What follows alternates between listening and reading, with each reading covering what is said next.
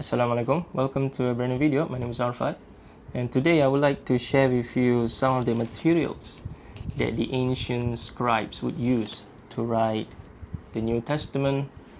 For example, to write the Codex Vaticanus, and as well as to write the Quran and the Hebrew Bible. What I have here are papyrus. Papyrus are what we found our early Greek manuscripts were written on. We do not know whether the earliest, the first century Greek manuscripts of the New Testament were written on parchments. There are possibility, but we do know that the earliest surviving copies of our New Testament manuscripts were written in Greek, in Koine Greek, and they were written on papyrus.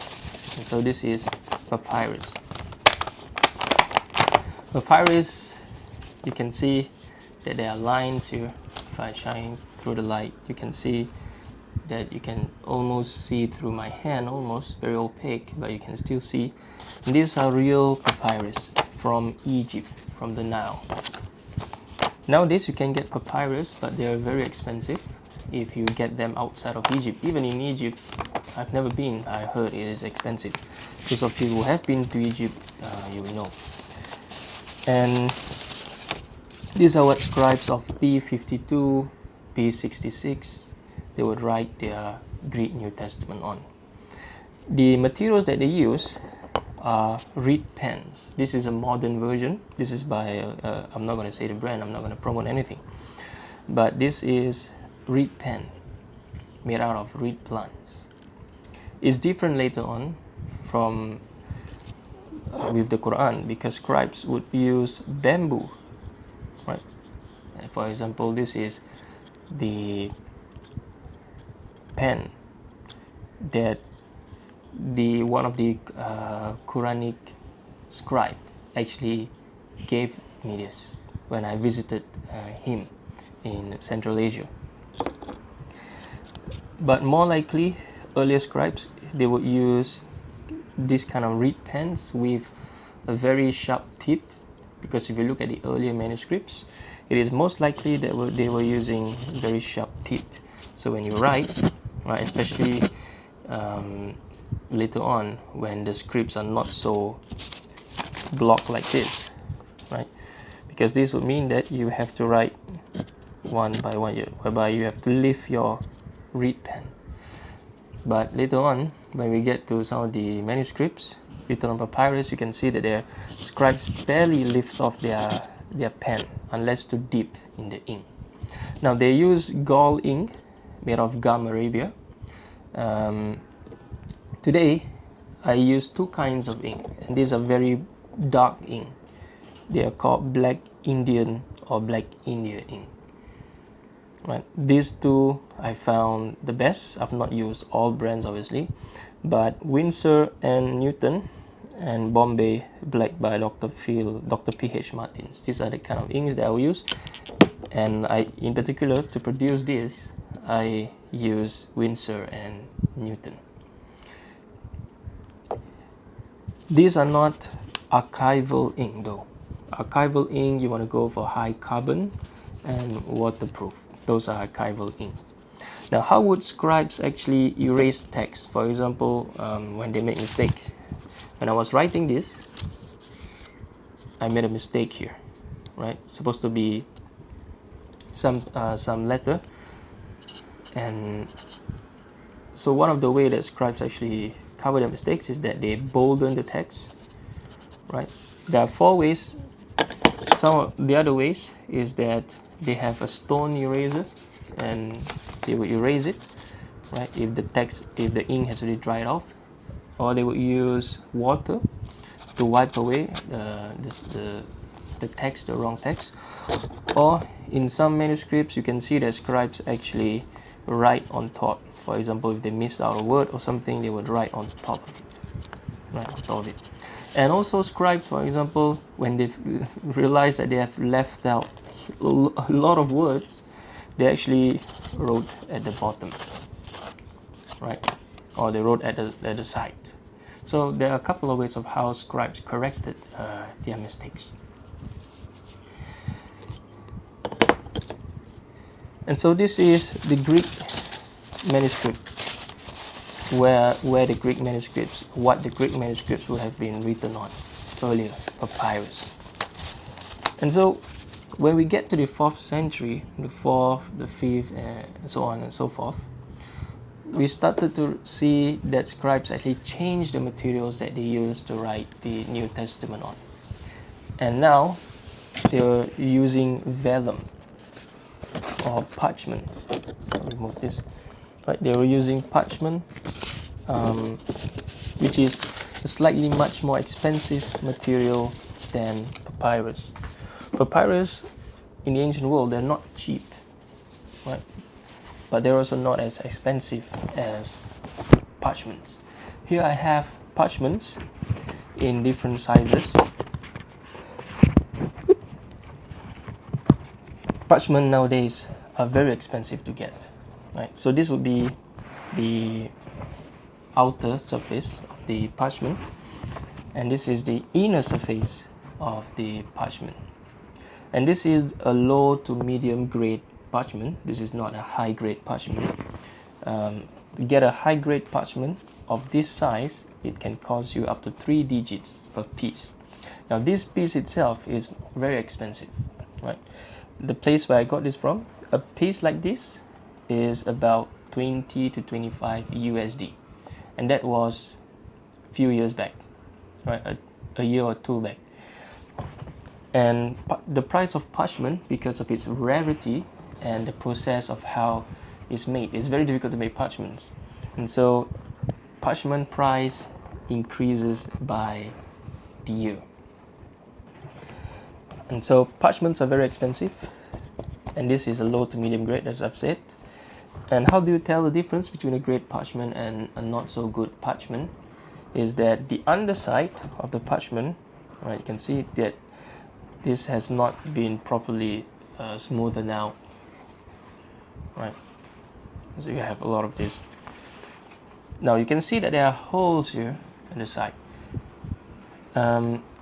Some different parchment makers does things differently, but this is necessary for this parchment maker, because to dry a parchment you need to stretch it out. So this would have been tight, and would have been stretched when it is drying.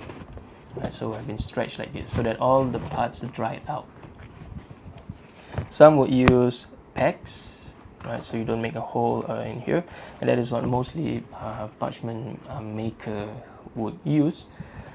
But a hole here would also mean that this can be placed on a wooden frame and tied to the wooden frame, and scribes can actually paint or write whatever they need to write.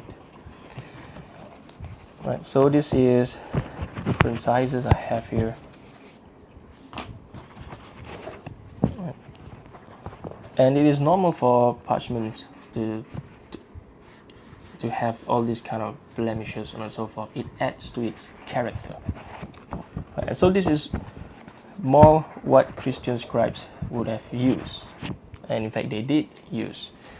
If you are aware of Codex Vaticanus or Vaticanus, for example here, a 4th century manuscript around the year 350 to 375, it comes in 3 columns, right? And so, for example, if I have a parchment here, so basically this would have been 1 column, and then the next column, you can imagine the next column here. So that is what Codex Vaticanus and Codex Sinaiticus, 2 of our earliest complete copies of the Greek manuscript, Greek New Testament manuscript. Right. Manuscript can be in a form of papyrus, parchment, and paper even. Right. And so, yeah, I just want to show you parchments. This is also what the Quran manuscript have been written on. The Quran manuscript, they were not written on papyrus. because by the time the Quran was being written, papyrus was something that is not found in Medina or in Mecca. Right? They do not have papyrus. Papyrus belongs to the Egyptian, the northern Arabia side. And so the Medinans and the Meccans, they don't write the Quran on papyrus. The earliest Quran that have been discovered, the Birmingham Quran, they're actually written on, it is written on parchment. It is written on parchment. And so the ink that they use is pretty much the same ink, not really the same recipe, but the same kind of inks that is needed. And the pens that they use would have been something like this, but way smaller.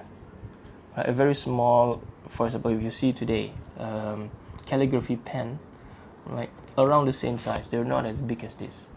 If you look at all the ancient photographs or paintings, actually paintings of the church, you find that scribes, Christian scribes, monks in monasteries, they actually use reed pens, and they're very huge. Right?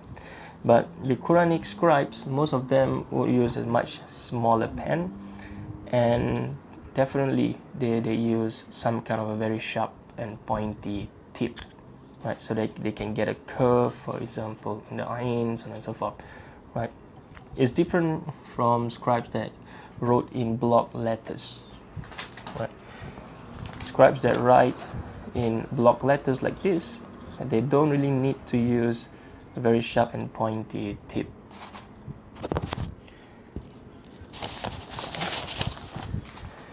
And so, during the time of the Abbasids, paper started becoming more and more popular, and also because vellum is expensive to produce, parchments, they're expensive to produce, and so we have manuscripts of the Quran written on paper. We have tons of the manuscripts of the Quran written on paper, and we also have manuscripts of the New Testament in Greek and Latin written on paper as well, right, towards the 10, 11, 12th century. And the Quran being written on paper means that a lot of them has not been preserved, because unlike papyrus and unlike parchments, vellum, paper degrades easily. Right? Ancient papers were made from mulberry trees, like the Chinese, and the Abbasids actually improved the recipe, make use of cotton paper. And what I have here is a 400 GSM Egyptian cotton paper, right? Handmade paper. And this is what scribes of the Quran and later scribes of the New Testament would actually use to write their respective scripture. There's a lot of decal age, so on and so forth. And so if you are interested in manuscript studies, very interested in manuscript studies like I am, right? All these kind of materials, even though they're modern replication of what the ancient would have used, nevertheless, it excites you really, really much. And so, yeah. Now, out of the materials that I have here, the handmade cotton paper, the parchments that I've just shown you, as well as the papyri, right? Plural for papyrus, papyri.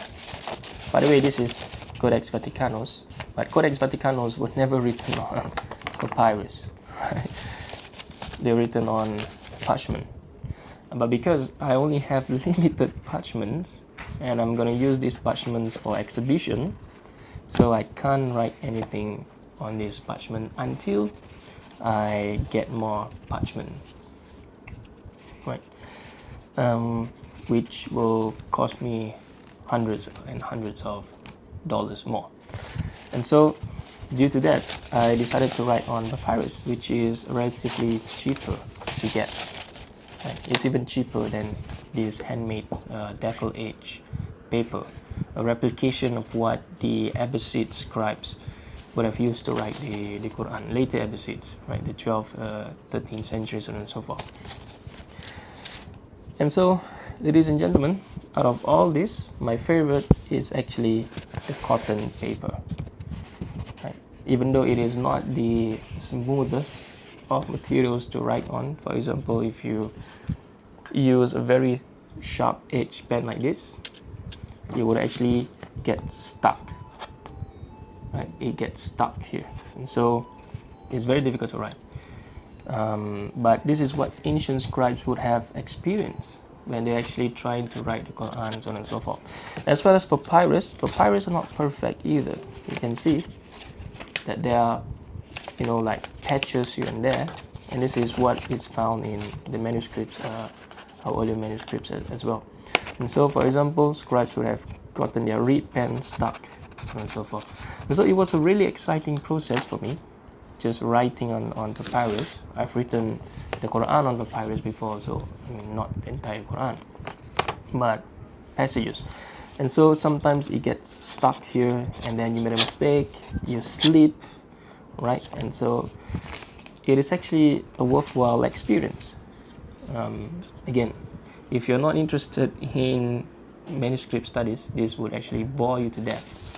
But if you're interested in manuscript studies, this actually excites you, because if you copy the text, for example, I copied Gospel of Mark, Archeto Iungeliu Isu Christo, okay, Iutheo, Kathos, just as Gegraptai, it has been written, right, in Isaiah the prophete. Right? And so it's very interesting. You learn to read the majuscule manuscript with the help of your Nestle Alan, obviously, and also you learn to write ancient script of the Quran like Hijazi and Kufic, and learn to read without the vowel marks. And so it is very interesting. Yeah. Anyway, ladies and gentlemen, I hope this video excites you. Also, I forgot to mention that our earliest copy of the Bible is actually the Dead Sea Scrolls. And the Dead Sea Scrolls, they're written on parchment. Right? They're written on parchment. Unfortunately, we have bits and pieces of our Dead Sea Scrolls as well, but thanks to modern technology, scholars actually have been able to reproduce the Dead Sea Scrolls, right? Even those sections that have been severely deteriorated, scholars are able to reproduce them. And so, ladies and gentlemen, I sign off this video. Hopefully it has been beneficial for you. Assalamualaikum warahmatullahi wabarakatuh.